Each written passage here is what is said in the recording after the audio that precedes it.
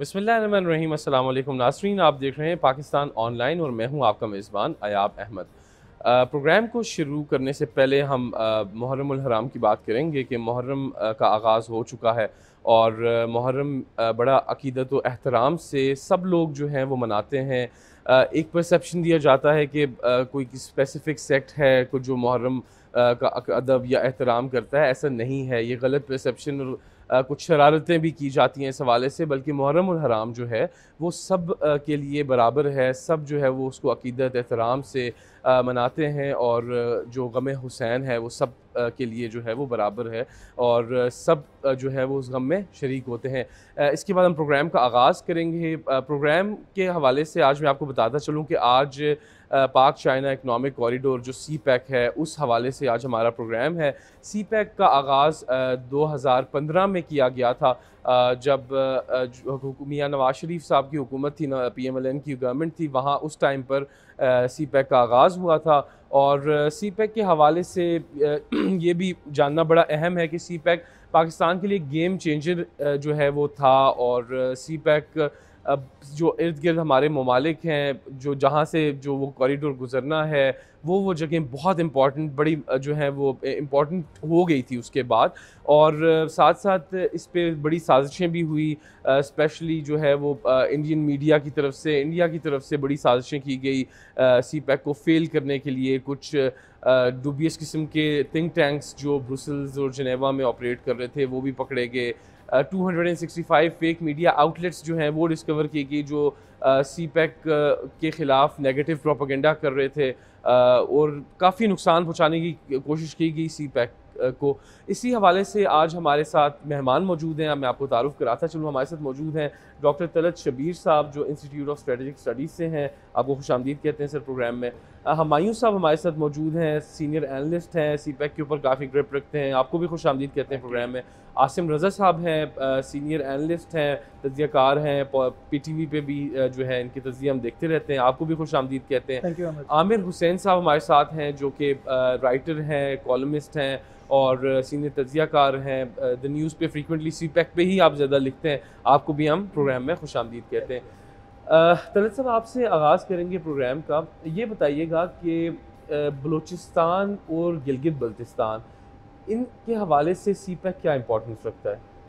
बिस्मिल्लाहिर्रहमानिर्रहीम जी, thank you, आपने हमें इस प्रोग्राम में मदद किया। सबसे पहले तो मैं ज़रा गुफ्तगू का कॉन्टेक्स्ट सेट कर दूं कि चाइना पाकिस्तान इकनॉमिक कॉरिडोर पूरे पाकिस्तान के लिए लाइक बहुत इम्पोर्टेंट प्रोजेक्ट है, जिसमें ना सिर्फ इस बात का इम्कान है कि हम मुल्क के अंदर इंफ्रास्ट्रक्चर, एनर्जी, इंडस्ट्रियलाइजेशन जो जो उसके कंपोनेंट्स शुरू में डिसाइड किए गए थे पाकिस्तान और चाइना के माबैन, उन पे काम होना था, बल्कि इसका एक रीजनल कॉन्टेक्स्ट भी है कि हम समझते हैं कि रीजनल कनेक्टिविटी के अतबार से भी सी पैक बहुत इम्पोर्टेंट प्रोजेक्ट है।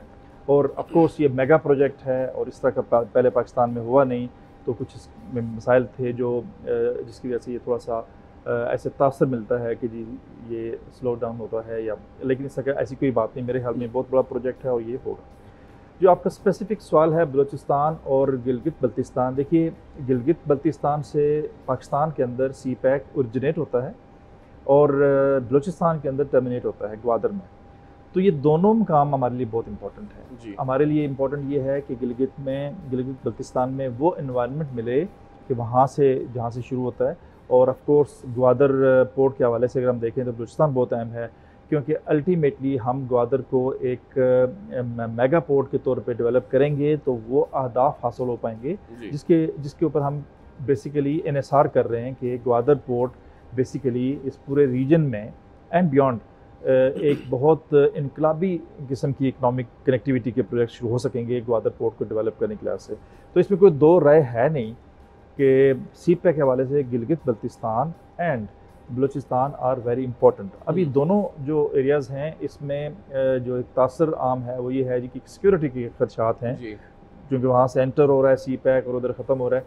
तो मेरे ख्याल में एक कंसर्न है जो चाइना को भी है और हमें भी है, हमारे लिए भी बहुत इंपॉर्टेंट है कि जब तक ये मामलात सेटल नहीं होते तो उस वक्त तक शायद सी पैक का ख्वाब थोड़ा सा वो धुंधला रहे। लेकिन एफर्ट्स हो रही हैं इस गवर्नमेंट ने भी की, पिछली गवर्नमेंट भी कर रही थी, लेकिन इस गवर्नमेंट ने उसको तेज़ किया, क्योंकि हमारे जो प्राइम मिनिस्टर बैठे हुए हैं ये इनका पहले भी चीन के साथ अच्छे मरासम थे। China regard him as a good administrator and manager. तो मेरे ख्याल में अभी काफ़ी सारे काम ऐसे हैं जो कि होना शुरू हो जाएंगे, और हम एक्सपेक्ट कर सकते हैं ग्वादर के हवाले से और गिलगित बल्तिस्तान के हवाले से कि हमें कुछ अच्छी खबरें मुस्तबिल करीब में मिलना शुरू हो जाएंगी। ठीक है, आपने बीच शुरू में बात की थी कि जो बातें चलती हैं स्लो हो गया है, नहीं बल्कि ये ज़रा चीज़ क्लैरिफाई कर दें कि क्या सीपैक उसी पेस से चल रहा है जिस पेस पे स्टार्ट हुआ था, या इसमें कुछ हैं अप्स एंड डाउन्स? देखिए, हम चूँकि सीपैक पे रोज़ाना की बुनियाद पर बात करते हैं कि ऐसा कोई पैमाना नहीं है जिससे हम ये कह सकें जी कि ये इतना स्लो है या इतना तेज़ हो गया। लेकिन मेरे सेंस फॉर एग्जांपल एक अंदाज़ा लगाया जा सके कि जो सीपैक पहले दो कंपोनेंट्स थे लाइक एनर्जी एंड इंफ्रास्ट्रक्चर, अगर आपके मुल्क में 5 से 6 हज़ार किलोमीटर रोड बन गई है तो इसका मतलब है कि आपके इंफ्रास्ट्रक्चर में बहुत बड़ा इजाफा हो गया जी। अगर आपके नेशनल ग्रिड में 8 से 10 हज़ार मेगावाट बिजली नेशनल ग्रिड में आ गई है तो इससे तासर मिलता है कि जी आपका जो सीपैक के प्रोजेक्ट्स हैं, वो एनर्जी के प्रोजेक्ट्स हैं, वो उनके डिविडेंड्स आने शुरू हो गए हैं। लेकिन फिर भी एक अंदाज़ा जो हमारी जो सीपैक की स्कॉलरशिप है उनका ये है कि जी अराउंड जो फर्स्ट दो कंपोनेंट थे लाइक एनर्जी एंड इंफ्रास्ट्रक्चर, उसके 75% काम जो है उस पर हो चुका है, और बाकी जो 25% रह गया उस पर तेज़ी से हो रहा है। अब जो जिस फेज़ में अभी हम हैं वो फेज़ है इंडस्ट्रियलाइजेशन का फेज़, जिसमें हम ये एक्सपेक्ट कर रहे हैं कि पाकिस्तान में एटलीस्ट 4 मुकाम पे स्पेशल इकोनॉमिक जोन बनेंगे, और वो economic zone basically as a China watcher, as a CPEC watcher, मेरा ये ख्याल है कि इंडस्ट्रियल जोन जो बनेंगे वो पाकिस्तान के अंदर एक इनकलाबी माशी तब्दीली लाएंगे, बिकॉज हम एक्सपेक्ट कर रहे हैं कि जोन बनने से हमारी इंडस्ट्री ग्रो करेगी, हमारी एक्सपोर्ट्स बढ़ेंगी, जॉब की बहुत सारी अपॉर्चुनिटीज़ निकलेंगी, और बहुत सारा जो इन्हिसार है हम अब बेसिकली देखिए एक्सपोर्ट और इंडस्ट्री बहुत इंपॉर्टेंट है हमारे मुल्क के लिए, और दोनों चीज़ें जो हैं वो इस तीसरे फेज़ से होनी हैं। जो चौथा कंपोनेंट था ग्वादर के ऊपर भी इस वक्त जो 14 प्रोजेक्ट्स हैं जिनमें 3 मुकम्मल हो चुके हैं, 7 पे काम हो रहा है और 4 अंडर कंसिडरेशन है। तो मेरे ख्याल में मैं इस तासर को ज़ाहिर है मैनेजमेंट के एतबार से थोड़ा सा तासर मिलता है, क्योंकि चाइना का जो डेवलपमेंट मॉडल है वो बहुत तेज़ है जी, वो बहुत तगड़ा है, वो हम थोड़ा सा उसको पेस अप नहीं कर पा रहे। लेकिन ये तासर भी बिल्कुल ठीक नहीं है कि हम बिल्कुल स्लो हो गए हैं या ये रुक गया, ये ऐसा नहीं है। देखिए चाइना के लिए ये सीपैक पायलट प्रोजेक्ट है उनके बेल्ट एंड रोड इनिशिएटिव का, चाइना के लिए बहुत इंपॉर्टेंट है ये, और पाकिस्तान के लिए अगर किसी को ये इस पे कोई इख्तलाफ है कि जी ये अच्छा प्रोजेक्ट नहीं है, मेरे ख्याल में वो भी ऐसा मेरे ख्याल में इस पर थोड़ा सा उनको इस पर स्टडी करने की ज़रूरत है। देखिए इनकी इम्पोर्टेंस इसका अंदाज़ा इस बात से लगाइए कि हमारे जो डिट्रैक्टर्स हैं जो अंडरमाइन कर रहे हैं सीपैक प्रोजेक्ट को, वो उस पर मिलियंस ऑफ डॉलर्स खर्च कर रहे हैं कि इसके ऊपर काम करके एक तासर किया जाए, डिस्ट्रप्शन की जाए, इसके खिलाफ एक प्रोपेगेंडा किया जाए। तो ये भी इस चीज़ की तायीद करता है कि ये प्रोजेक्ट हमारे लिए बहुत इंपॉर्टेंट है, इसलिए हमारे दुश्मनों को ये अच्छा नहीं लग रहा। ठीक है भाई साहब, ये बताइएगा कि सोशली और इकोनॉमिकली पाकिस्तान और चाइना दोनों के लिए किस तरह से मुफीद है सीपैक? मैं थोड़ा सा करेक्शन कर दूँ, आपने जिस तरह इंट्रोडक्शन में कहा कि ये प्रोजेक्ट जब स्टार्ट किया गया तो PMLN की गवर्नमेंट थी। बेसिकली इस नौयत के जो प्रोजेक्ट्स होते हैं ये किसी गवर्नमेंट के साथ नहीं होते, ये स्टेट टू स्टेट हैं। जी जी। और चाइना और पाकिस्तान का रिलेशनशिप तो उसकी मिसालें दी जाती हैं हिस्ट्री में, और ऐसे शायद कहते हैं कि इसका कोई पैरेलल नहीं है इंटरनेशनल रिलेशंस के अंदर के दो ऐसे मुल्क जिनकी ज़बान, कल्चर, हिस्ट्री, बहुत सारी चीज़ें मुख्तलिफ हैं, लेकिन उनके इंटरेस्ट अलाइन करते हैं, उनके इंटरनेशनल रिलेशंस के हर इशूज़ पे जो है कॉमनैलिटी जो है वो देखी जाती है। अभी से नहीं, पिछले 70 सालों से हम ये देख रहे हैं। और उसने कहते हैं कि हर जो उतार चढ़ाव है उसको देखा, लेकिन उसके साथ बदस्तूर इसकी ट्रैजेक्टरी बेहतरी की तरफ जाती रही। इकोनॉमिकली पाकिस्तान के लिए बड़ा अहम, अगर आपको याद हो जब ये स्टार्ट हुआ था तो इसके लिए पॉलिटिकल कुछ जार्गन्स बोले गए थे कि गेम चेंजर है, फेट चेंजर है। It's a huge project. अगर आप पाकिस्तान की GDP के तनासब से देखें, हम 220 या 230 बिलियन प्लस की हैं, उसमें अभी तक जो है हमारा, अभी हम प्रोग्राम से पहले गुफ्तगू कर रहे थे, जो सीपैक का एक तो जिस वक्त अनाउंस किया गया था और उसके बाद प्लेज किया गया था कि इतने पैसे लगाए जाएंगे तीनों फेजेस में, और उम्मीद भी थी कि ये बढ़ते जाएंगे। अभी तक जो इसकी इन्वेस्टमेंट हो चुकी है, कोई 21-22 बिलियन डॉलर के करीब लग चुका है पाकिस्तान में पिछले 5-6 सालों में। और उसमें उसका मेन फोकस एनर्जी और इंफ्रास्ट्रक्चर था, जिसमें तकरीबन 10,800 मेगावाट आ चुकी है। अच्छा, ये बिजली का ये वो जो एडिशन है हमारे नेशनल ग्रिड में, ये वो था कि जब सीपैक स्टार्ट किया गया था और उसकी फोकस भी एनर्जी था, पहला जो फेज़ था उसमें, उस वक्त पाकिस्तान तकरीबन 2 to 3% ऑफ इस जीडीपी लूज़ कर रहा था, क्योंकि बिजली की कमी हो गई थी मुल्क में। हमारी इंडस्ट्री जो है रीलोकेट होने का सोच रही थी, कुछ जगहों से ये उठ के ये बांग्लादेश में चले गए थे, कॉटन इंडस्ट्री वाले लोग, और बहुत सारे जो है वो मूव आउट कर रहे थे।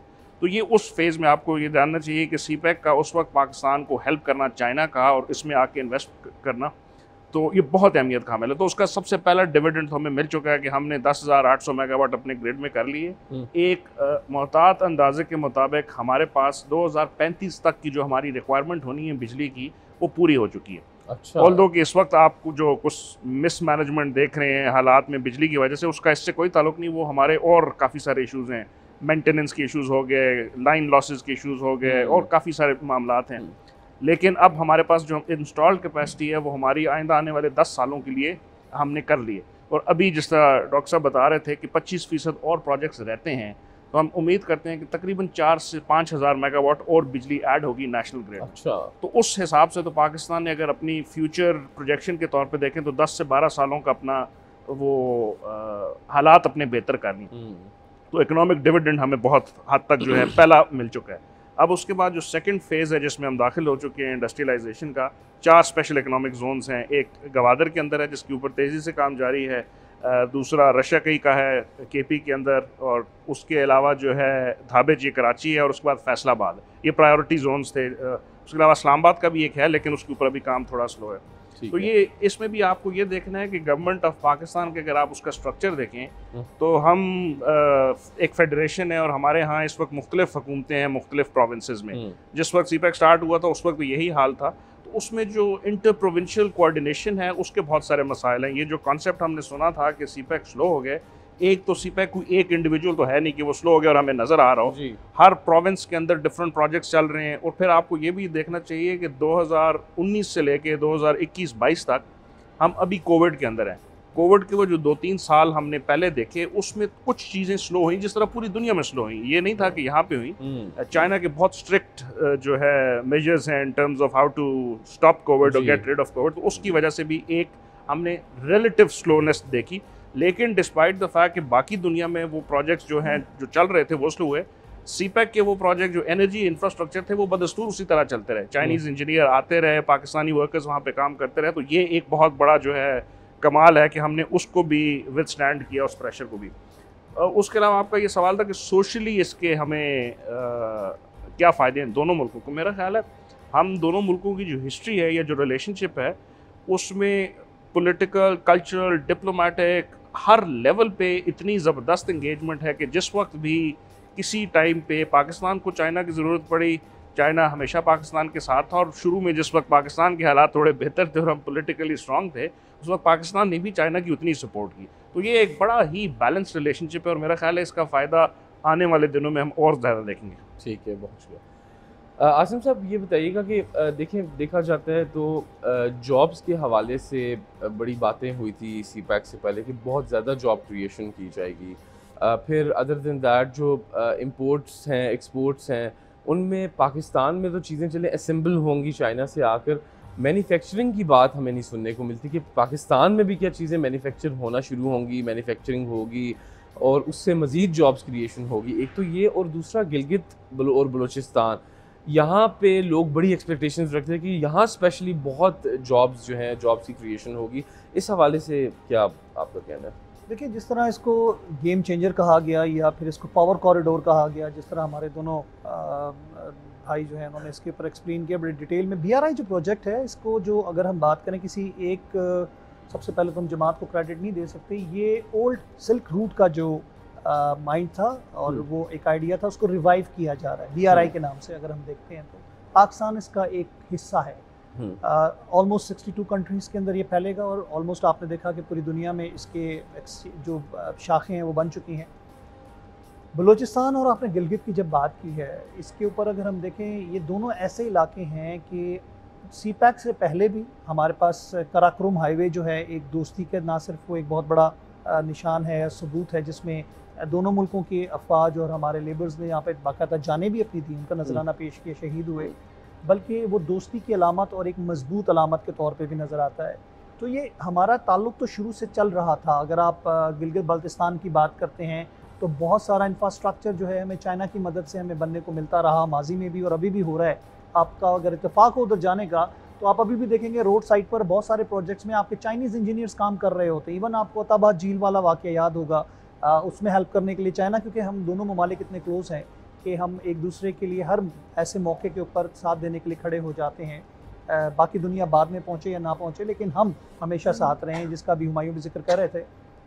जॉब्स और जो हम मैन्युफैक्चरिंग की बात कर रहे हैं, ये जब इकोनॉमिक कॉरिडोर का फ़ेज़ 2 जिसको हम कह रहे हैं, जिसका तलत साहब ने भी बात की, डॉक्टर साहब ने भी जिक्र किया, जब इंडस्ट्रीज़ आकर यहाँ पे लगेंगी, जो इकोनॉमिक जोन जिनकी थीम ही गेम चेंजर की है, इंफ्रास्ट्रक्चर बन जाना वो सबसे बड़ा पहला स्टेप होता है कि जब आपका इंफ्रास्ट्रक्चर या मवासलात का निज़ाम, सड़कें बन जाती हैं तो ऑटोमेटिकली आपने देखा होगा सिविलाइजेशंस वहाँ पे आना शुरू हो जाती हैं। अब आप गिलगित की बात करें और बलूचिस्तान की बात करें, दोनों एरियाज़ ऐसे हैं कि वो माजी में भी निगलेक्टेड रहे और अभी भी जो वहाँ पे सूरत हाल थी वो उस तरह इंडस्ट्रीज़ के हवाले से या इंफ्रास्ट्रक्चर के हवाले से वहाँ पे कोई भी हुकूमत काम नहीं कर सकी, जो उनका ड्यू शेयर था उनको नहीं मिला। और ये काफ़ी अरसे से हम देख रहे थे, शिकवा चलता आ रहा है। बलूचिस्तान सबसे बड़ा सूबा है, आबादी के लिहाज से सबसे छोटा है, लेकिन इंफ्रास्ट्रक्चर भी वहाँ पे ना होने के बराबर, उसमें हमारे पॉलिटिकल डायलेमास भी हैं, उसमें फेलियर्स भी नज़र आते हैं। लेकिन सीपैक वो प्रोजेक्ट है जो ना सिर्फ इन दोनों इलाकों को बल्कि गिलगित से लेकर बलूचिस्तान तक आपके पूरे मुल्क की किस्मत को बदल रहा है। बल्कि जिस तरह अभी पावर कॉरिडोर की मैंने बात की, 10,000 मेगावाट, 10,800 मेगावाट, आपके जो एक शॉर्टफॉल का एक बहुत अरसा सिलसिला रहा जिसने आपकी इंडस्ट्री को बहुत डैमेज किया, उसको कवर किया। लेकिन जहाँ पर ये चीज़ें आएंगी वहाँ पर जॉब्स ऑटोमेटिकली आती हैं। आपका टेक्नोलॉजी ट्रांसफ़र की जब बात करते हैं, सिर्फ चाइना नहीं, आप ये देखें 56 कंट्रीज़ इंटरेस्टेड हैं ड्यू टू सम क्लाउड, जो इंटरनेशनली कॉन्स्पिरेसीज चल रही हैं, जिसमें डिसइंफो लैब, आपने EU डिसइंफो लैब्स का जिक्र किया शुरू में, उसको अगर आप देखें, इसके पैरेलल बहुत सारी और ताकतें हैं बैनुल अक़वामी जो इंटरनेशनल पॉलिटिक्स में इस प्रोजेक्ट के अगेंस्ट हैं, जो नहीं चाहते कि चाइना और पाकिस्तान का ये प्रोजेक्ट या चाइना का ये प्रोजेक्ट कामयाब हो, तो उसके ऊपर काम कर रहे हैं। लेकिन दुनिया के लोगों को ये समझ आ चुकी है, बल्कि इसके पैरेलल एक और प्रोजेक्ट शुरू करने का इंडिया दिया गया है और ये कहा गया है कि इसके पैरेलल एक प्रोजेक्ट शुरू किया जाएगा पूरी दुनिया में उस कनेक्टिविटी के लिहाज से। लेकिन उसको कब तक लेकर चलेंगे, लेकिन ये कोई भी नहीं जानता। उसमें यूरोप को भी इन्वॉल्व किया गया है, उसके अंदर पूरी दुनिया की आलमी ताकत को इकट्ठा करने की कोशिश की गई है। ये प्रोजेक्ट अगर हम बलूचिस्तान की बात करते हैं तो वहाँ पर आपके लिए ना सिर्फ ये कि फेट चेंजर होगा बलूचिस्तान के अवाम के लिए, बल्कि अगर आप बात करते हैं एक्सप्लोरेशन के हवाले से, तो दुनिया का रिचेस्ट मिनरल के हवाले से अगर कोई खिता मौजूद है वो पाकिस्तान में बलूचिस्तान है। ठीक है। जिसके अगर आप रिजर्वायर्स की बात करें तो दुनिया के मेरे ख्याल से ऑयल रिजर्व जो हैं वो इतने नहीं हैं जितने वहाँ पर मुख्तलिफ चीज़ों के वो मादनियात हैं जो कि दुनिया जिसके लिए तरसती है। अब मैं नाम इसलिए नहीं ले रहा कि मैं एक दफ़ा अपने प्रोग्राम में बात किया तो एक फेडरल मिनिस्टर जो बैठे हुए थे उन्होंने हाथ जोड़ दिए कि भाई हम दुनिया को नहीं बताना चाहते, वो तो चीज़ें आप भी बताना शुरू हो गए ताकि और नज़रें आ जाए दुनिया की। तो मैं अगर छोटी छोटी चीज़ें आपको बताना शुरू कर दूँ तो वो जो आपको करना चाहिए था आपने नहीं किया, लेकिन चलें चाइना की मदद से या इंटरनेशनली जब आपके पास ये आएंगे, इंडस्ट्रीज़ वहाँ पे लगेंगी तो आपको वो कम्प्लीमेंट करेंगी चीज़। डेवलपमेंट के हवाले से सोशो इकनॉमिक की आपने बात की तो वहाँ पे सोशल इंफ्रास्ट्रक्चर डेवलपमेंट, आपके हॉस्पिटल, स्कूल, कॉलेजेस, कॉलोनीज़, रिहाइश के इम्प्रूवमेंट की बात करते हैं, फैसिलिटेशन की बात करते हैं। आज तक बलूचिस्तान के अवाम को साफ़ पानी नहीं मिल रहा, सैलाब की सूरत हाल आप देख रहे हैं, वहाँ पे इंफ्रास्ट्रक्चर्स नहीं है। चाइना ने 6000 से ज़्यादा डैम बनाए भाई, और उन्होंने अपना जो सैलाब का एक बहुत बड़ा बहरान होता था उस मुल्क के अंदर, हमसे ज़्यादा दुनिया में अगर सैलाब किसी ने फेस किया तो चाइना, तो उन्होंने उसको कंट्रोल करने के लिए डैम्स बनाए। तो ये तमाम चीज़ें साथ साथ आपके डेवलपमेंट में नज़र आती जाएंगी।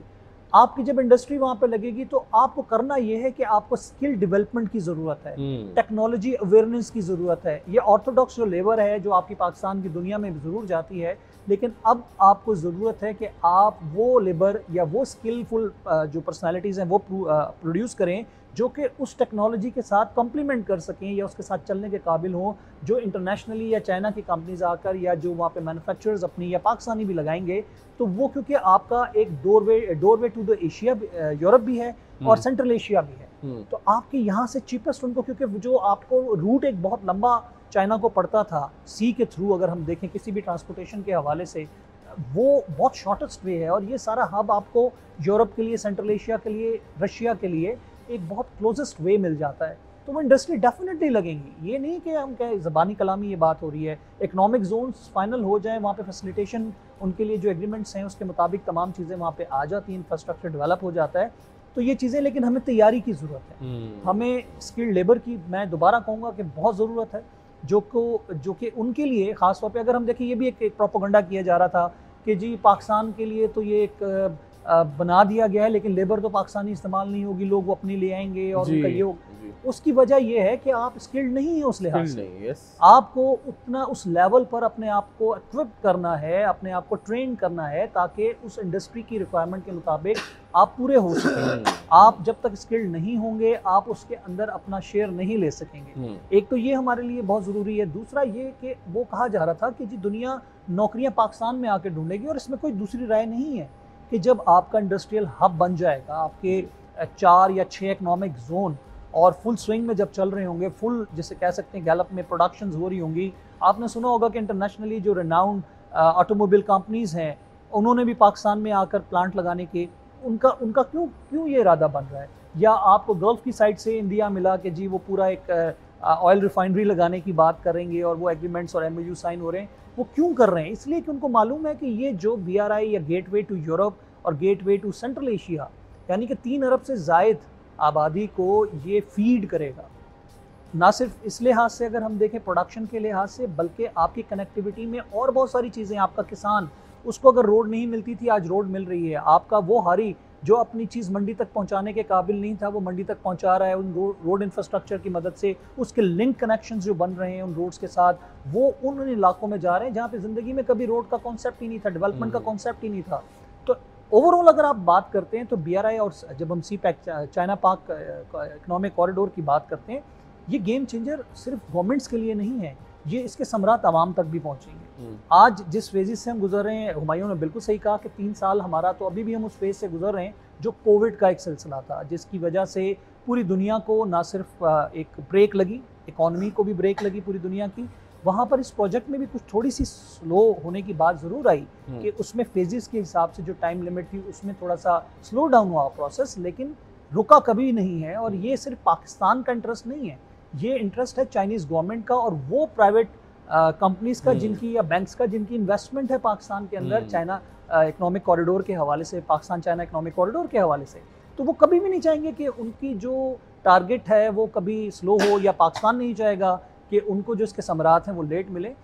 जहाँ पे इसकी कॉन्स्पिरेसीज़ की बात है, आलमी ताकतों की, इंडिया की हम बात करें, डेफिनेटली वो ये ज़रूर देख रहे हैं कि आगे फ्यूचर में जो एशिया के हवाले से, क्या पूरी दुनिया के हवाले से जो बिज़नेस इकोनॉमिक एक्टिविटी है, आपकी ब्लू इकॉनमी की बात की जाए, आपकी ग्रीन इकॉनमी की बात की जाए, आपकी इंडस्ट्रियल इकॉनमी की बात की जाए, उसका महवर ये CPEC नज़र आ रहा है। तो अगर इस तरह हो गया तो इस खित्ते का फेट चेंजर बन जाएगा। ये सिर्फ पाकिस्तान के लिए नहीं, खित्ते की बात की जाए, और वो एक ब्लॉक की जो बात की जा रही है जिसमें रशिया, चाइना, पाकिस्तान, ईरान और इस खत्ते को जिस तरह हम देख रहे फोकस हो जाएगा, तो जब मसाइल ख़त्म हो जाएंगे तो मुझे ये बताइएगा दुनिया का यहाँ पे जो इंटरेस्ट है वो तो ख़त्म हो जाएगा।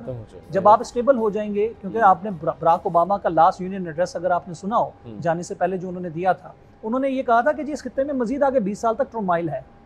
तो कोई वो ज्योतिषी या नजूमी तो नहीं है, उनके सामने एनालिसिस रखे जाते हैं, उनकी एस्टैब्लिशमेंट की जानिब से उनका एक प्लान होता है जिसको वर्ल्ड ऑर्डर के मुताबिक उन्होंने एग्जीक्यूट करना होता है, तो उनको सामने चीज़ें नज़र आ रही होती हैं। लेकिन इकोनॉमिक कॉरिडोर अगर हमारा जो अपने टाइम लिमिट के हिसाब से मज़ीद आगे हम जाते हैं और उसमें एक्टिविटीज़ आती हैं, तो डेफिनेटली ना सिर्फ पाकिस्तान के लिए, चाइना के लिए, बल्कि इस खत्ते के लिए बड़ा बेनिफिट नज़र आ रहा है, और इकोनॉमिकली हमें बहुत सारे रिवाइवल्स नज़र आएंगे कंट्रीज़ के हवाले से। ठीक है, आमिर हुसैन साहब ये बताइएगा कि ये जो EU डिसइंफो लैब की इंफॉर्मेशन आई कि भाई यहाँ पर मोर देन 250 जो है वो फेक मीडिया आउटलेट्स बनाई गई, फिर कुछ NGOs जो हैं फेक डूबियस किस्म की NGOs थी, वो काम कर रही थी इस प्रोजेक्ट के ख़िलाफ़ कंस्पिरेसीज़ और प्रोपेगेंडास बनाने के लिए।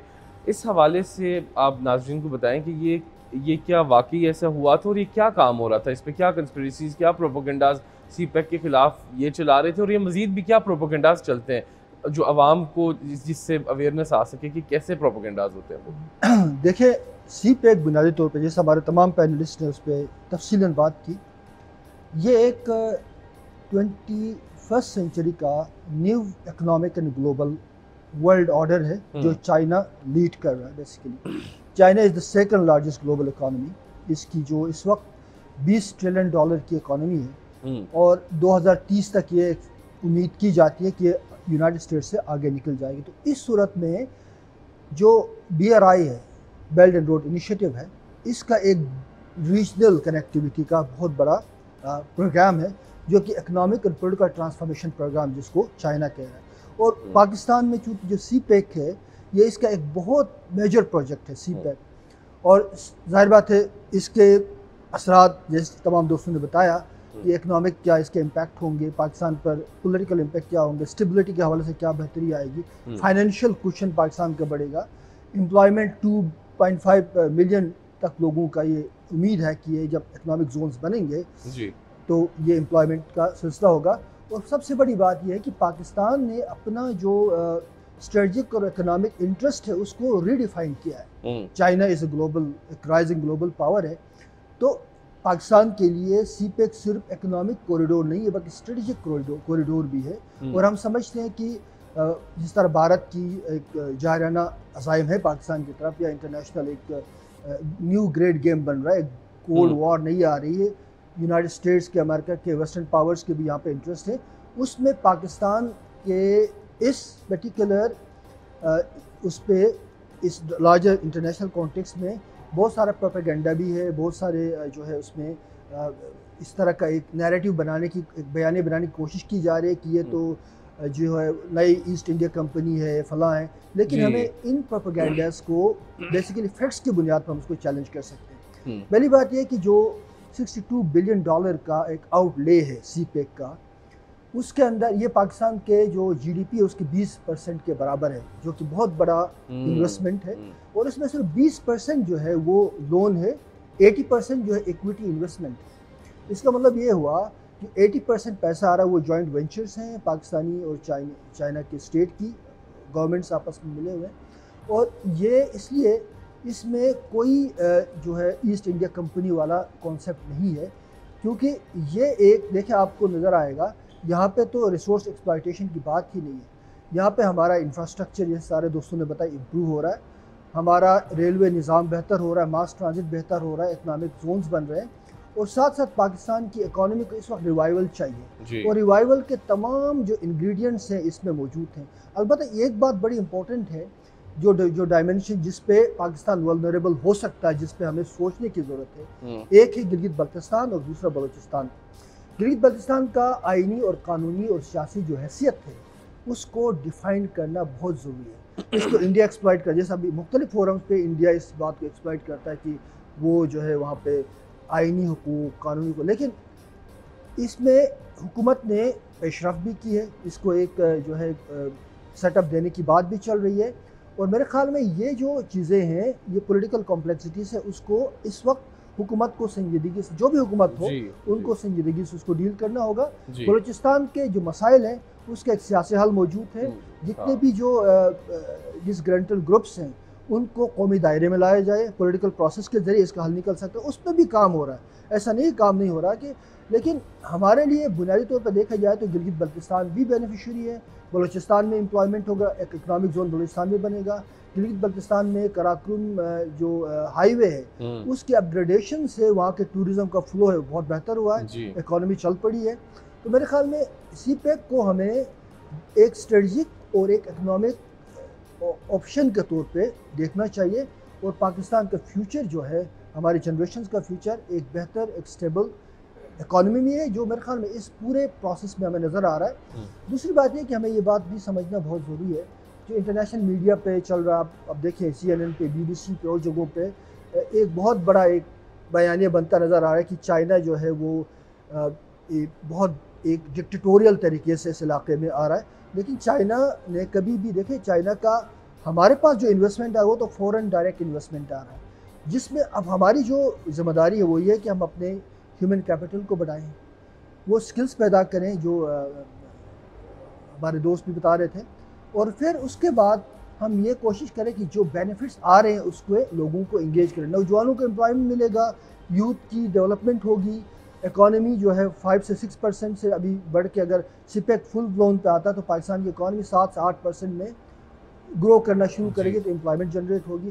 तो मेरे ख्याल में इसमें तमाम स्टेक होल्डर्स को, चाहे सियासी पार्टियाँ हों, चाहे हमारे स्ट्रेटजिक स्टेक होल्डर्स हों, चाहे हमारे प्राइवेट सेक्टर हो, पब्लिक सेक्टर के इंस्टीट्यूशंस हो, सबको मिल के एक यकजा एजेंडे पे आना है और उस प्रोपेगेंडे का मुकाबला भी करना है, और साथ साथ पाकिस्तान की जो सलामती है और उसका एक इकोनॉमिक स्टेबिलिटी है, पॉलिटिकल स्टेबिलिटी है और कौमी सलामती है, इन सब को मिला के देखने की ज़रूरत है।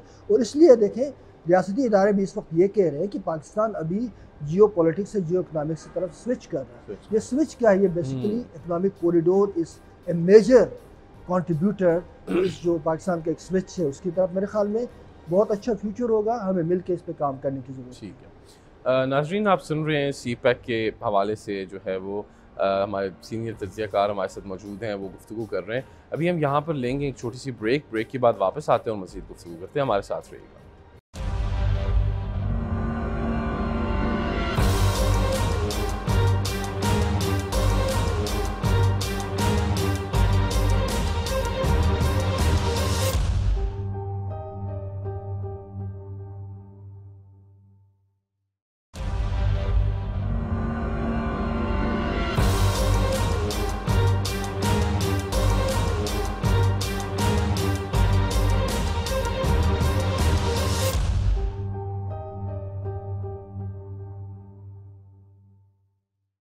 वेलकम बैक नाजरीन, आप देख रहे हैं प्रोग्राम पाकिस्तान ऑनलाइन। ब्रेक पे जाने से पहले हम बात कर रहे थे CPEC के ऊपर।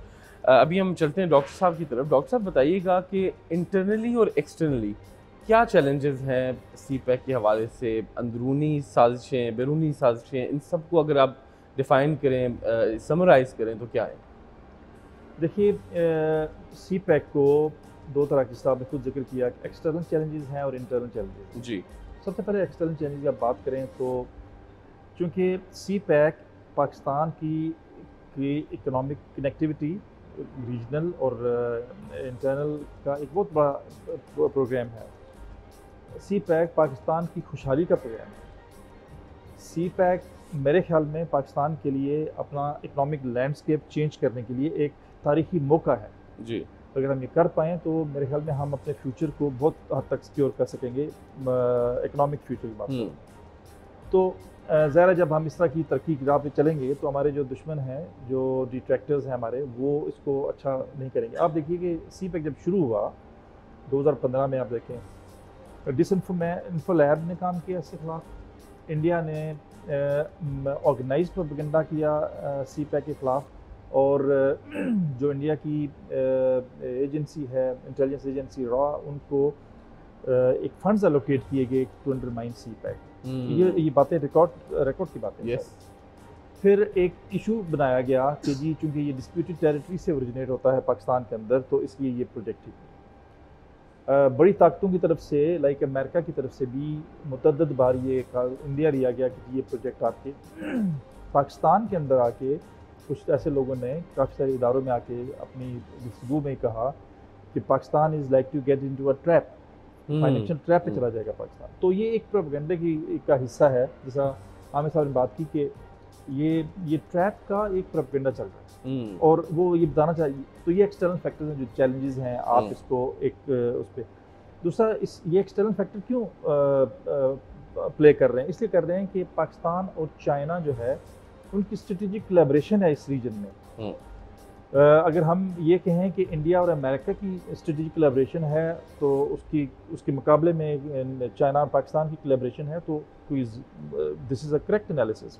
तो अब ये जो बात है वो दोनों मुल्क एक दूसरे को स्ट्रॉन्ग करते हैं इस प्रोजेक्ट से। दूसरा, CPEC को बेस बना के चाइना जो है वो रीजनल और ग्लोबल एम्बिशंस रखता है इकोनॉमिक कनेक्टिविटी के। For example, CPEC is hinge, experts बैठे हुए जानते हैं कि हिंज है बिटवीन बेल्ट एंड रोड, जो उसका सारा प्लान है, और पाकिस्तान उसका कंड्यूट बनता है, तो पाकिस्तान को इसमें फ़ायदा होगा, पाकिस्तान को माशी फ़ायदा। तो एक्सटर्नल फैक्टर्स तो ये हैं जो बहुत सारे प्ले कर रहे हैं, जिसमें देखिए ड्राइवर्स इसके पॉलिटिकल भी हैं, इसके स्ट्रेटेजिक भी हैं, इकनॉमिक भी हैं, बट ताकतें हैं दुनिया में जो इस प्रोजेक्ट को अंडरमाइन करती हैं। उसके लिए बाकायदा इन्वेस्टमेंट है, बाकायदा ऑर्गेनाइज्ड एक प्रोपेगेंडा चलता है उसका।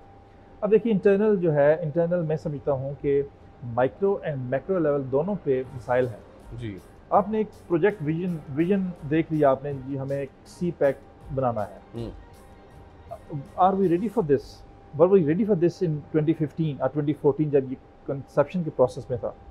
तो मेरा ये ख्याल है कि बहुत हद तक हमें कैपेसिटी बिल्डिंग का एक इशू है, इम्पेडिमेंट है, स्किल्स का इम्पेडिमेंट है। और दूसरा ये है कि हमने देखना ये है कि चाइना का जो डेवलपमेंट सिस्टम है, मॉडल है, और हमारा जो डेवलपमेंट मॉडल है उसमें क्या गैप्स क्या हैं। लाइक मैं समझता हूँ China is a fastest development model and we have the probably slowest. तो वो दोनों मैच नहीं कर पा रहे, जिसकी वजह से जो इम्प्लीमेंटेशन है या इस प्रोजेक्ट को कैरी आउट करने के जो मिसाइल हैं वो ज़्यादा हो गए। फिर दूसरा व्हेन समथिंग लिंगर्स ऑन, तो वो फ्रस्ट्रेशन पैदा होती है उससे। वो like may be Chinese investors या चाइनीज़ जो स्टेक होल्डर्स हैं वो थोड़े से होते हैं कि ये चीज़ें हो नहीं रही, सही डायरेक्शन में है। प्लस ये था कि जब ये बना और बाद में एक सोच थी कि एक सेंट्रल कोऑर्डिनेशन बॉडी होनी चाहिए जो इस सारे प्रोजेक्ट को स्टीयर कर सके, क्योंकि चाइनीज़ ये समझते हैं, बिजनेसमैन समझते हैं, इन्वेस्टर समझते हैं कि यहाँ पे बहुत टीयर के अंदर सिस्टम है। टीयर के अंदर कैसे सिस्टम है कि there is a national, there is a federal tier, there is a provincial tier, then there is a district tier and there maybe there's a some local, बहुत local tier भी है यहाँ। तो dealing with so many tiers is difficult for our investor, वो तो नहीं चाहेगा। yes. तो हमने एक थॉट प्रोसेस था जो सीपैक अथॉरिटी के नाम से जिसको हमने फिर किया, फिर उसमें मिसाइल आ गए। मेरे ख्याल में आज भी ज़रूरत इस अमर की है कि एक बॉडी होनी चाहिए ऐसी जो इम्प्लीमेंटेशन को एग्रेसिवली इंश्योर कर सके। देखिए इसमें इम्प्लीमेंटेशन, फॉर एग्जांपल एक इन्वेस्टर आता है किसी भी मद में इन्वेस्टमेंट करने के लिए, he would just need one window, उसको एक विंडो दरकार है या होनी चाहिए उसकी। वो 20 लोगों से जाके 30 एनओसीज नहीं लेना चाहेगा, तो ये बहुत बड़ा इम्पेडिमेंट बन जाता है माइक्रो लेवल पे। तो हमें मेरे ख्याल में काफ़ी सारे ऐसे मैनेजमेंट के मसाइल ऐसे हैं जिनको फौरी तौर पे हल करना पड़ेगा in order to get this project implemented. देखिए मैं जब हम चाइनीज़ दोस्तों से मिलते हैं तो मैं उनसे रिक्वेस्ट करता हूँ कि आप हमारी कैपेसिटी बिल्डिंग करें। For example if we are fast, we are slow, so you know get our people on fast track. हमें वो उस तरह का स्किल दें जो हम भी आपके साथ में, जब तक कि हम दोनों एक बराबरी की सतह पे स्किल में और इसके इम्प्लीमेंटेशन में। फिर हम कैसे एक्सपेक्ट कर सकते हैं जॉब्स आएंगी, सारा कुछ होगा, जब तक हमारे स्किल डेवलपमेंट पे काम नहीं होगा। डेफिनेट देखिए जॉब का कॉन्सेप्ट भी हमें चेंज करना पड़ेगा। फॉर एग्जांपल जब प्राइम मिनिस्टर इमरान खान साहब ने बात की कि जी हम 1 करोड़ नौकरियां देंगे, अब नौकरी का कॉन्सेप्ट पाकिस्तान में मुख्तलिफ है, चाइना में नौकरी का अब दुनिया में मुख्तलिफ है। फॉर एग्जांपल पॉइंट ए से पॉइंट बी तक रोड बनाते हैं आप, उस जब नई रोड बनती है तो उसमें पेट्रोल स्टेशन बनेंगे, उसमें रेस्टोरेंट्स बनेंगे, उसमें मुख्तलिफ आबादियाँ आएंगी, सिविलाइजेशन वहाँ पे। तो क्या होगा कि वहाँ पे एक नाम, वहाँ पे जॉब्स क्रिएट होगी लोगों के लिए। कोई अगर किसी जगह पे एक टी स्टॉल खुलता है चाहे, तो 2 जॉब निकल गई। पेट्रोल स्टेशन बनता है तो 4 जॉब मिल। तो हमें अपने मुल्क में जॉब का कॉन्सेप्ट भी चेंज करना है। हम समझते हैं कि जॉब वो है जिसकी एडवर्टीजमेंट आती है अखबार में कि जी आप आ जाएँ टेस्ट दें। नो, दूसरी जो बहुत खूबसूरत बात की, इकोनॉमिस्ट बैठे हुए यहाँ पे वो ज़्यादा बेहतर समझते हैं, इमरान खान साहब ने एक बात की थी वेल्थ क्रिएशन की। दुनिया में वेल्थ क्रिएशन का कॉन्सेप्ट है कि जी आप दौलत को जनरेट करें। तो हमें मेरे ख्याल में अभी थोड़ा सा कंसेप्चुअली भी जाना पड़ेगा और हमें इन चीज़ों को ग्रास्प करना पड़ेगा कि we get into wealth creation, we get into entrepreneurship. और इन चीज़ों में ये इम्पेडिमेंट्स हमारे हमारे उन लोगों को एक्सपर्ट्स, फॉर एग्जांपल मैं आप मिसाल दूँ कि मुझे एक चाइनीज़ बिजनेसमैन ने बताया कि किसी एक डिस्ट्रिक्ट में उन्होंने वेल्डर की वैकेंसी के लिए ऐड दिया अखबार में। In whole district there was nobody जो एक वेल्डिंग, कितना बड़ा स्किल है वेल्डिंग, उसका बंदा नहीं मिला उनको। अच्छा, तो दैट काइंड ऑफ स्किल हमें चाहिए कि हम अपने मुल्क में इस तरह की अपॉर्चुनिटी पैदा करें। Of course Chinese government is helping. यहाँ पे हमें मिलते हैं लोग आके कहते हैं जी we are working for skill development of Pakistan. तो हमें मेरे ख्याल में बहुत एग्रेसिवली, और आखिरी बात जो मैं करूँगा वो ये है कि शुरू से ये कॉन्सेप्ट है कि ये चाइना पाकिस्तान इकनॉमिक कॉरिडोर है, तो हमारी कौम रिलैक्स होगी कि चाइना का कॉरिडोर है। No, it's Pakistan economic corridor. We have to take ownership of this project. हमें ये अपना प्रोजेक्ट जब तक नहीं समझेंगे हम इसको नहीं कर पाएंगे। तो मेरे ख्याल में सबसे इंपॉर्टेंट पॉइंट ये है कि वी मस्ट ओन सीपैक और उसके लिए काम करें। हमारी सर ये बताइएगा कि ये BLA हो गई, BSO होगी, जो बलूचिस्तान में कुछ ऑर्गेनाइजेशंस काम कर रही हैं, ये किस तरह से अफेक्ट कर रही हैं, क्योंकि ऑब्वियसली इनकी नेगेटिविटीज़ चलती रहती हैं साथ साथ, ये सीपैक को कैसे अफेक्ट करिए और क्या सोल्यूशन क्या है इनको सॉर्ट आउट करने का, एक सीपैक पे अफेक्ट ना हो इस चीज़ का? मेरे ख्याल है ये ना सिर्फ सीपैक को अफेक्ट करती हैं बल्कि ओवरऑल चाइना पाकिस्तान का जो रिलेशन है उसके ऊपर भी काफ़ी अरसे से जो है इन्होंने अफेक्ट करना शुरू कर दिया। और उसमें अगर आप सिर्फ सीपैक के हवाले से देखें तो जब ये प्रोजेक्ट इन्विजिज किया गया था तो उसके साथ ही एक सिक्योरिटी मैकेनिज्म के बारे में भी जो है डिस्कशन हुई और फिर over a period of 3-4 years एक पूरा सिक्योरिटी डिवीज़न बना दिया गया जिसको एक फ़ौज के मेजर जनरल जो हैं वो हेड करते हैं और उसके साथ एक पूरा पैराफिनेलिया है। जहाँ जहाँ सीपैक के प्रोजेक्ट्स हैं नॉर्थ और साउथ दोनों में उसको 2 हिस्सों में तकसीम किया गया। फिर उसके साथ मुख्तलिफ टीयर्स रखे गए जिसमें लोकल टीयर में डिपेंड करता था कि कहीं FC काम करती है, कहीं लेवीज करती है, कहीं पुलिस करती है और फिर उसके साथ रेगुलर आर्मी भी है। तो it's a complete security setup.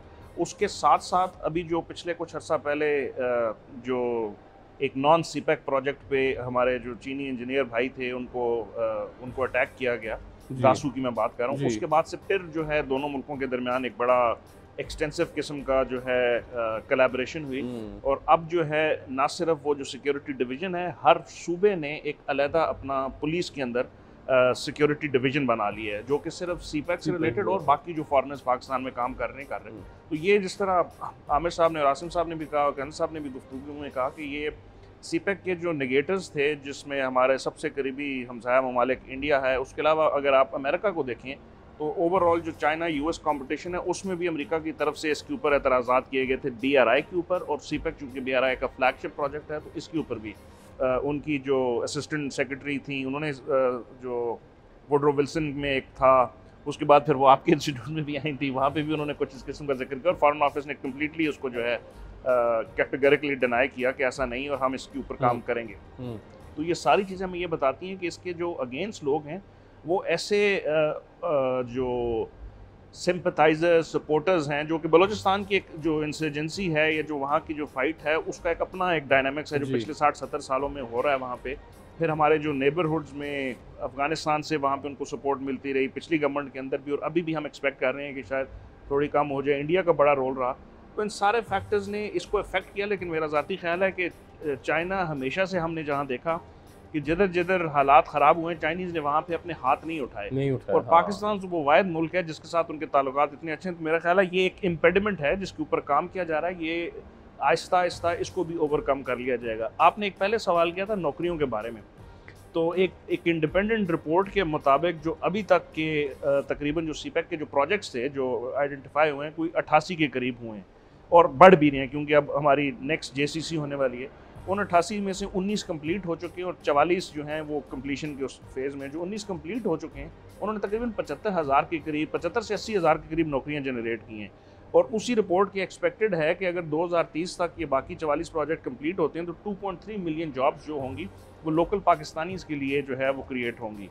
और इसमें भी आसिम साहब ने भी जिक्र किया था 84% जॉब्स जो हैं वो पाकिस्तानी कर रहे हैं और उसके अलावा तकरीबन 17% के करीब जो है ये ±1-2% हो सकता है जो चाइनीज़ कर रहे हैं। वहाँ पे मामला आ जाता है स्किल्ड लेबर का क्योंकि हमारे पास स्किल्ड लेबर नहीं और उस पर भी काम हो रहा है। वोकेशनल ट्रेनिंग इंस्टीट्यूट एक गवादर में खुल चुका है। उसके अलावा जो अभी मौजूदा GCC होनी है उसके अंदर जो है आपने skilled labour vocational training institute बहुत जगहों पे कायम करने जो हमारी लेबर को तैयार करेंगे आइंदा आने वाले दिनों के लिए। तो ये काफ़ी सारी चीज़ें हैं जो मेरा ख्याल है बेहतरी की तरफ जा रही हैं और सीपैक जो है एक उम्मीद की किरण है।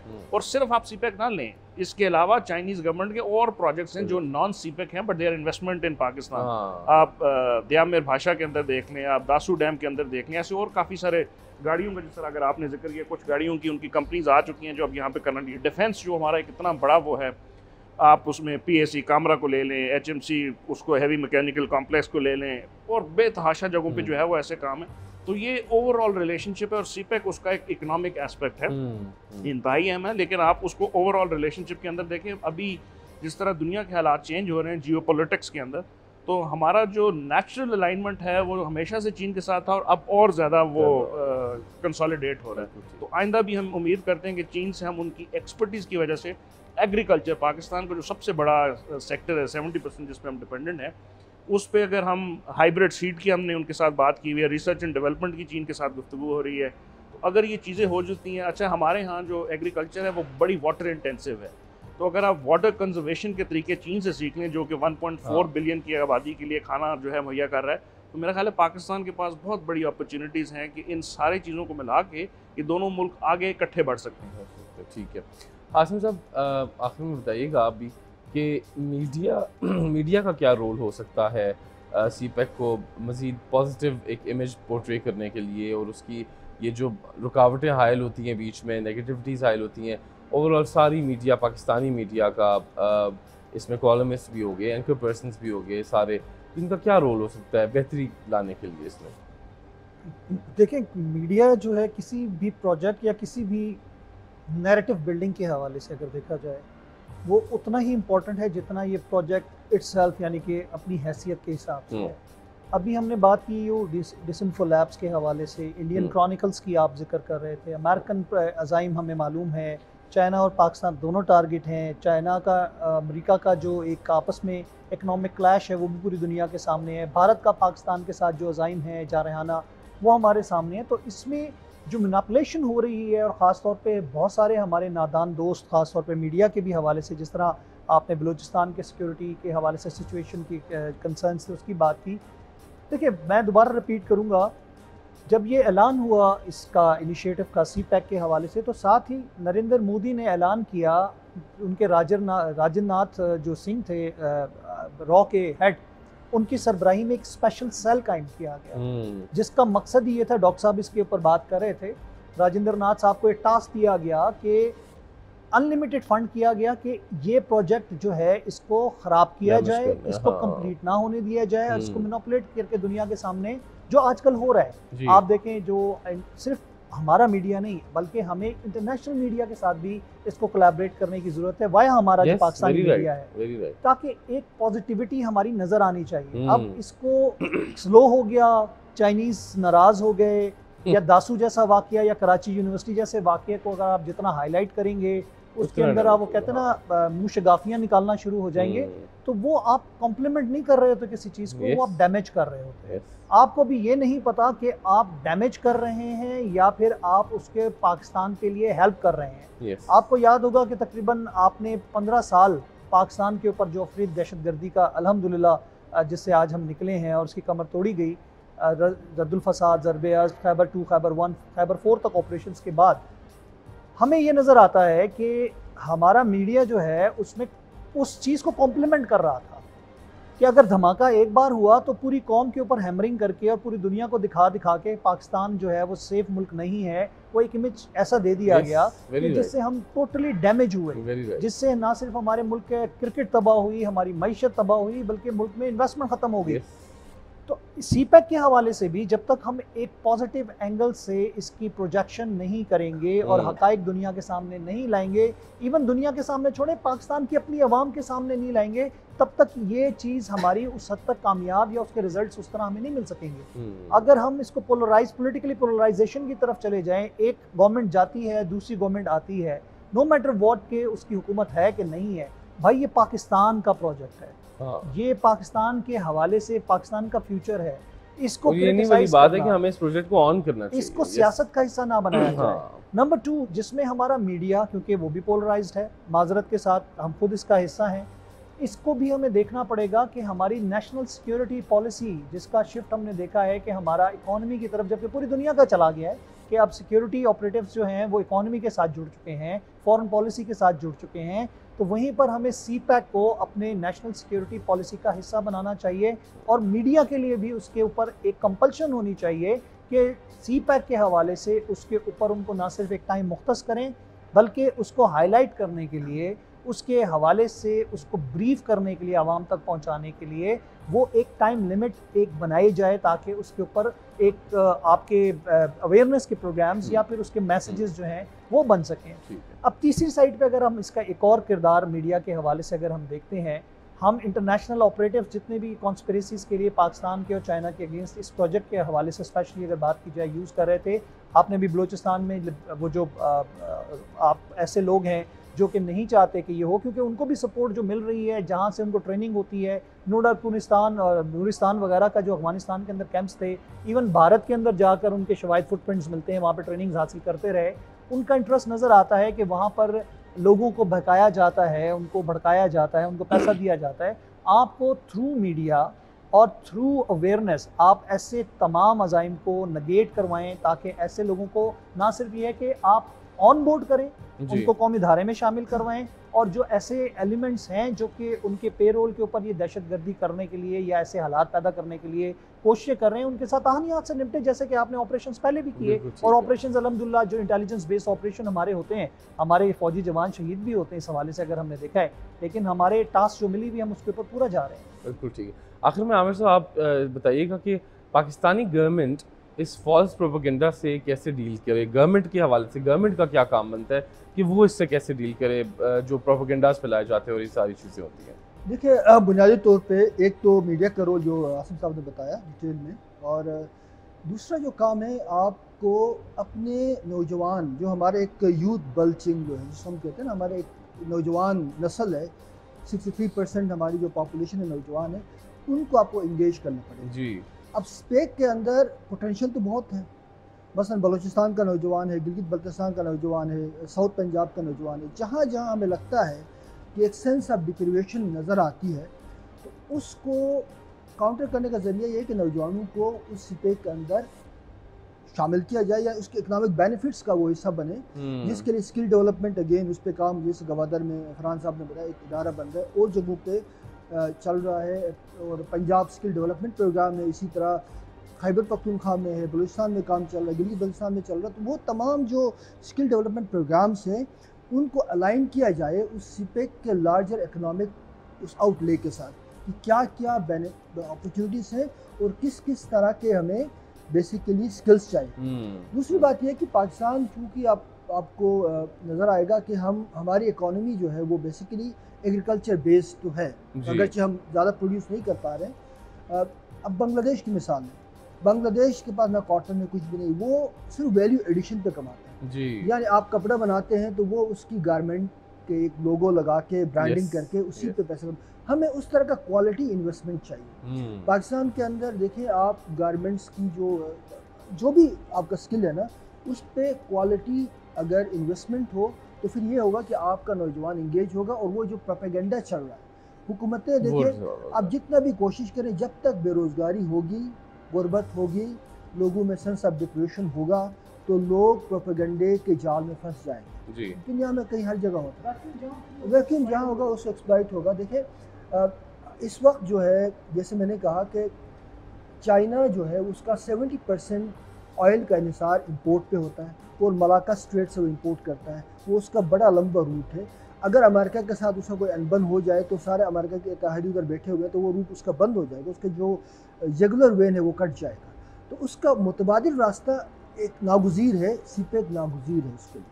सीपेक चाइना के लिए भी नागुज़ीर है, हमारे लिए भी नागुज़ीर है। हम दोनों का इंटरेस्ट, पाकिस्तान और चाइना का इंटरेस्ट स्ट्रेटजिक लेवल पे, इकोनॉमिक लेवल पे एक है। जब एक है हम समझते हैं, और हम समझते हैं हमारे फ्यूचर का दारोमदार इस प्रोजेक्ट की कामयाबी पे है, तो फिर हमारी हुकूमत को, जो भी हुकूमत हो वफाक में और सूबों में, उनको चाहिए कि अपने इस प्रोग्राम के जो बेनिफिट्स हैं वो लोगों तक पहुंचाना शुरू कर दें, स्ट्रेटजी बनाएं, स्किल डेवलपमेंट प्रोग्राम बनाएं, और साथ साथ लोगों को इंगेज करने का एक तरीका और फार्मूला वज़ा होना चाहिए। ठीक है, बहुत शुक्रिया नाज़रीन। हमने गुफ्तगू की सीपेक के हवाले से कि सीपेक कैसे मुफीद है पाकिस्तान के लिए, चाइना के लिए, और पाकिस्तान को इस प्रोजेक्ट को भरपूर तरीके से ऑन करना चाहिए। पाकिस्तानी अवाम को या जो भी हुकूमत आती है उसको इसके ऊपर जो है वो उसी तरह काम करना चाहिए जैसे इस पे काम होना चाहिए एक पाकिस्तानी होने की हैसियत से। और जो नेगेटिव फॉल्स प्रोपेगेंडाज हैं उन पे यकीन नहीं करना चाहिए, बल्कि हमें सबको मिलकर कोशिश करनी चाहिए कि हम इस प्रोजेक्ट को कामयाब बनाएं, इन फॉल्स प्रोपेगेंडाज को डिफ्यूज़ करें, और जो एक्चुअल पिक्चर है इसकी उसको ज़्यादा से ज़्यादा प्रोजेक्ट करें। हमारे मीडिया हाउसेस की भी जिम्मेदारी बनती है, थिंक टैंक्स इस पर काम कर रहे हैं और मज़ीद हमें काम करना चाहिए। बहुत शुक्रिया डॉक्टर साहब आपका प्रोग्राम में तशरीफ़ लाने के लिए, हमायूं साहब आपका बहुत शुक्रिया, आसिम साहब आपका बहुत शुक्रिया, आमिर साहब आपका बहुत शुक्रिया प्रोग्राम में तशरीफ़ लाने के लिए। पाकिस्तान ऑनलाइन से नाज़रीन इजाज़त लेंगे, अगले हफ्ते फिर हाजिर होंगे, हमारे साथ रहिएगा।